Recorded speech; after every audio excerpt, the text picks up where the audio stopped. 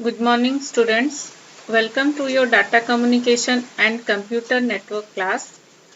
In the previous session, we have discussed the digital data to digital signal conversion, digital data to analog signal conversion, and analog to digital conversion. And today in this video, I will discuss about analog data to analog signal conversion. After completion of this video, student will able to know analog data to analog signal conversion, amplitude modulation, frequency modulation, and phase modulation. So let's start.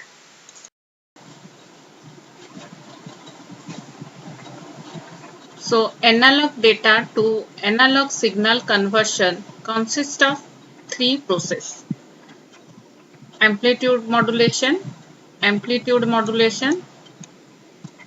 frequency modulation, then phase modulation. By these three methods, we can convert the analog data into analog signal. So first of all, let us discuss what is modulation. Okay. So modulation means a message carrying signal has to be transmitted over a distance, and for it to establish a reliable connection, it needs to take the help of high frequency signal, which should not affect the original characteristic of message signal. Means to transmit the message signal, we require a high frequency signal that can cover a long distance, and this doesn't affect the characteristic of message signal. If the characteristic of the message signal is changed, then the message content in it also alter. Hence, it is must to take care of the message signal. And a high frequency signal can travel up to longer distance without getting affected by the external disturbance. As we know, a high frequency signal can travel a longer distance. Okay, so we take the help of such high frequency signal, which is known as carrier signal, to transmit the message signal. Okay, means the high frequency, which is called as carrier signal, is used to transmit the message signal, and such a process is simply called modulation. Means modulation is the process of changing the parameter of the carrier signal in accordance with the instantaneous value of modulating signal. Parameter of carrier signal means by changing the parameter like amplitude, phase, frequency. These are the parameter. By changing this parameter, we can transmit the message signal with the help of carrier signal. This is known as modulation. Then message signal or modulating signal. The signal which contain the message to be transmitted is called message signal. Okay. The signal which contain the message is known as message signal. It is a baseband signal which has to undergo the process of modulation to get transmitted. So before transmitted, it must modulated. So it is known as modulating signal. Then next is carrier signal. As I have discussed earlier, the high frequency signal which has a certain phase, frequency and amplitude but contains no information in it, that is called as a carrier signal. Means the high frequency signal which has a certain phase, frequency and amplitude but contains no information is called a carrier signal. It is an empty signal. It is just used to carry the signal to the receiver after modulation. Okay, means it is used to carry the message signal. Then modulated signal. The resultant signal after the process of modulation is called as modulated signal. Okay, after the modulation, the signal is known as modulated signal. This signal is combination of modulating signal and carrier signal.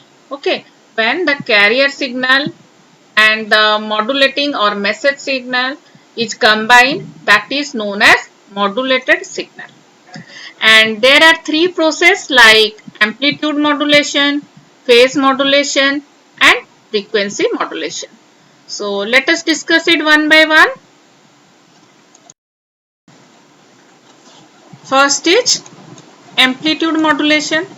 The modulation in which the amplitude of the carrier wave is varied according to the instantaneous amplitude of the modulating signal, keeping phase and frequency as constant. Means in the carrier signal, we modulate the modulating signal by changing its amplitude. Here the amplitude will be changed and the phase and frequency remain constant. Okay, that is known as amplitude modulation. AM is normally implemented by using a simple multiplier because the amplitude of the carrier signal need to be changed according to the amplitude of the modulating signal.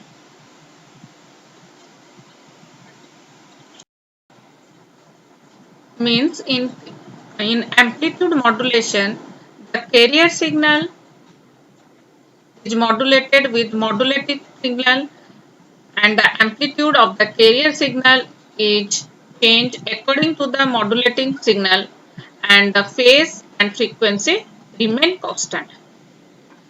Then amplitude modulation bandwidth.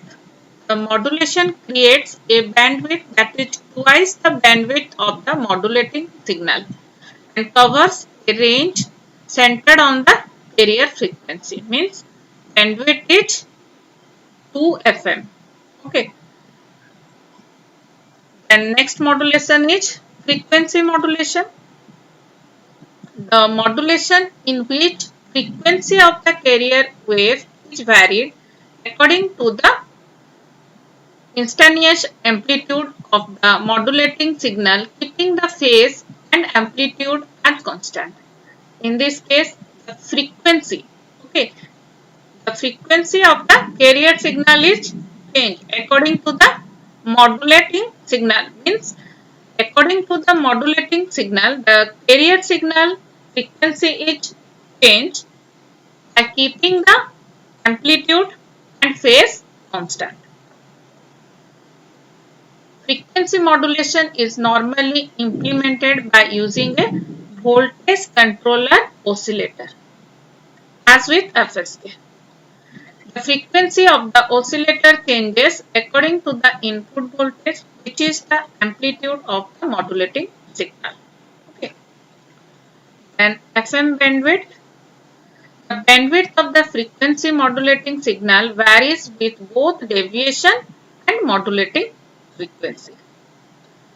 If the modulating frequency is 0.5 wide band FM signal, for a narrow band FM signal, bandwidth required is twice the maximum frequency of the modulation. However, for a wide band FM signal, the required bandwidth can be very much larger, with detectable sideband spreading out over the large amount of frequency spectrum. Then the next modulation is phase modulation.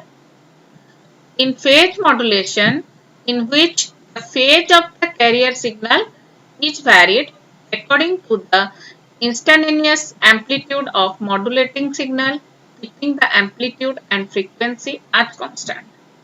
Means in phase modulation, the phase changes or phase modulated according to the modulating signal.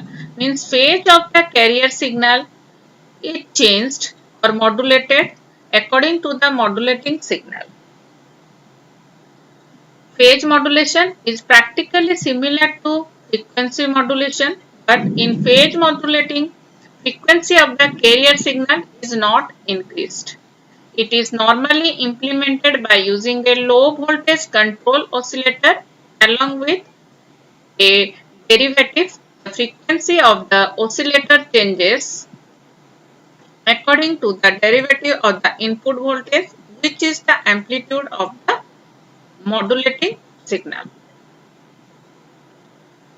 And PM bandwidth means phase modulation bandwidth. For small amplitude, PM is similar to the AM modulation and exhibit its unfortunate doubling of baseband bandwidth and poor efficiency. For single and large